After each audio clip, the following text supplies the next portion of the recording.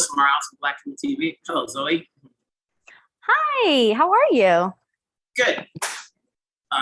In the last few years, we've seen, because of the pandemic, social media apps explode, whether it's TikTok or Instagram or other apps, and people want to live vicariously through other people's lives based on what they're seeing. Obviously, this is a film that kind of highlights that in some aspects. What was your reason in not only starring in the movie, but also coming on board as an executive producer? Gosh, there was a lot of reasons why I wanted to to partner with Quinn in this endeavor. I thought it was a really worthy, really interesting, thought-provoking story, and I thought it was a difficult and fun character. So, I was really excited and thrilled to do this with her. There's a lot to unpack with the movie, right? I think you maybe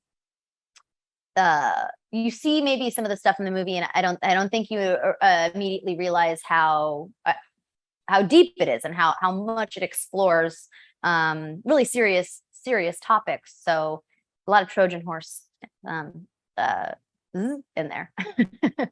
There definitely is a lot to unpack. And it's a question of, is there a balance between drama and comedy, and which do we need to highlight more? Especially the way, without giving it away, the way it ends. Right. Well, I think, at least for me, I'm not so good at digesting information or lessons if it feels so boxy, if it feels like too earnest. So, and I've always thought that humor is a powerful tool in getting people to listen. There's a reason why we look to and not that this is a comedy.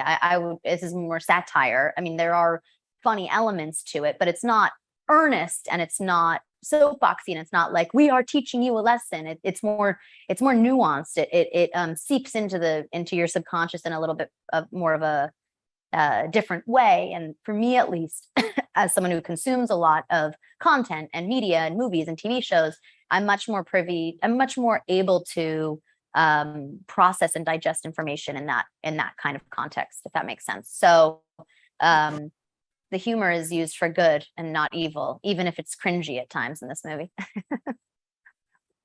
And what did you get out of working with Quinn that you can take on to your next project? And how was working with Dylan again? Oh gosh, working with Dylan was so fun. We had just done a movie right before Not Okay Together, and I asked him, Quinn and I asked him if he wanted to jump on this one, which was really fun to do. I've never done a movie back to back with someone. Two very different films, very different characters. And what did I learn from Quinn that I would take on to the next look?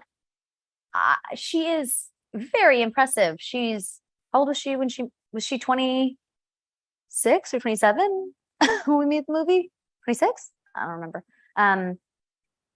Wrote and directed this very intense, brave movie for, Searchlight, which is the coolest of the coolest of all time. And what I took from it was her fearlessness. I mean, I was really inspired by it, and how, if she would get a hard no, she wouldn't let it like fluster her. She would be like, all right, keep moving. Like she just was